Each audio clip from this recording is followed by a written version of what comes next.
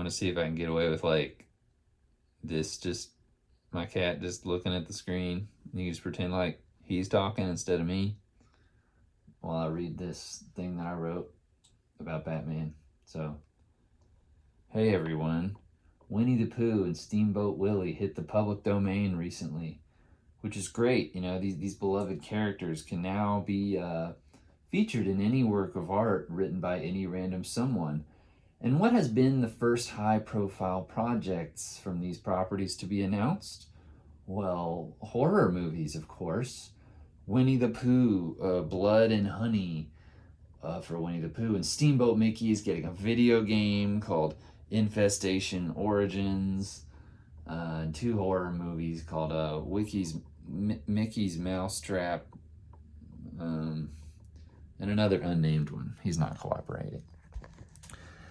It's kind of an easy marketing win, this Mickey Winnie the Pooh business, turning it into a horror movie. It's sort of the most obvious subversion you can do that nobody has really seen before, but I don't really find it all that interesting. You know, it seems kind of just like high effort graffiti, sort of like just spray painting some things on a SpongeBob billboard or something. You know, call me when Steamboat Willie gets a Moby Dick crossover, and like the cinematic language is just as dense and difficult to understand as the novel. Or call me when Jim Jarmusch directs a Winnie the Pooh movie, you know, and it's just everyone sitting around the 100-acre wood making deadpan small talk about their existential ennui. But it did get me thinking about one of my favorite Batman comics. It's called Red Slash, and it's about Victor Zsasz, who's a pretty minor Batman villain, all things considered. His thing is that he cuts little tally marks in his skin every time he kills someone with his precious knife. And in this issue, he has taken a bunch of women hostage in some building, and Batman has to save the day. Zsasz is a pretty boring villain in every other story I've ever seen of him, but he's such a scary little freak in this one. Like, I love how the first panel he appears in on this issue is an image of him disrobing to show off his scars.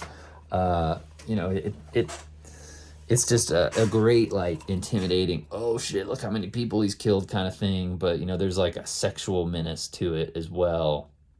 And I love this sequence of the cop, you know, getting killed. And, you know, Zsasz, look at him go. He's just springing like a panther right before this, like, brutal neck cut that splashes into the panel above it.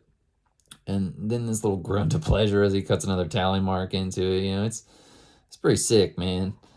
And things don't get much cozier once Batman shows up to restore order either. You know, even though Batman has night vision, there's just something creepy about him sneaking around the dark the same way Zsasz is doing. It creates this parallel between the two of them,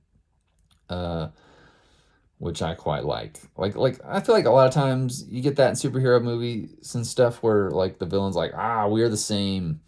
But this is an instance where they really do kind of feel like they're up to the same thing in this just really visceral way. There's even this great fake out scare where Batman doesn't know Robin was there too, and so Robin pops out at him and he nearly just strangles him, nearly beats him up.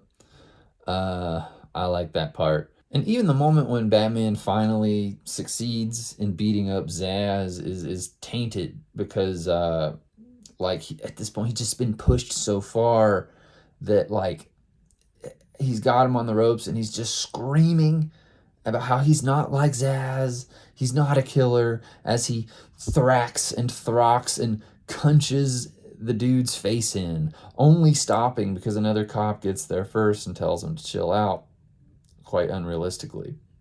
It would be really cool to see a Batman movie embrace a more horror-centric tone like this. Batman has always been synonymous with darkness, right? Especially the objectively best Batman movie, Batman Returns. But Batman, he never really feels like a potential victim Like, one of the things I really loved about the first season of Daredevil is that you really feel like every time this guy goes out to, do superhero stuff, that like he's doing something really stupid. Like, he is truly daring death, daring the devil to kill him every night, basically.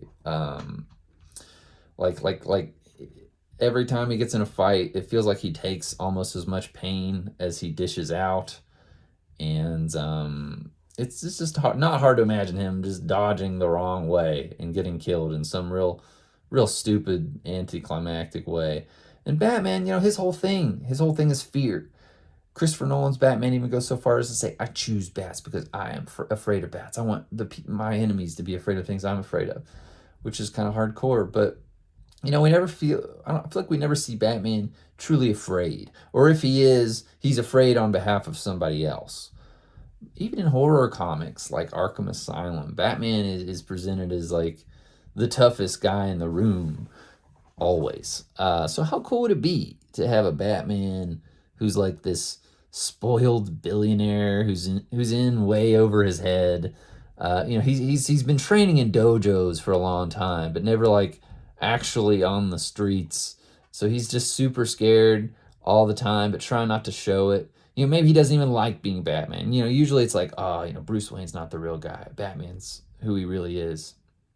Bruce Wayne is the mask. But what if like Batman is the mask? He doesn't like it.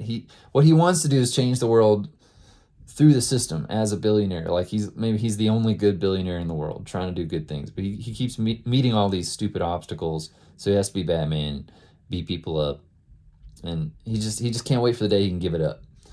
And so instead of like Batman always magically popping out of the darkness, like we see the moments before where he's scrambling to get into position before he is seen, so that we get to see how just fragile his terrifying illusions really are.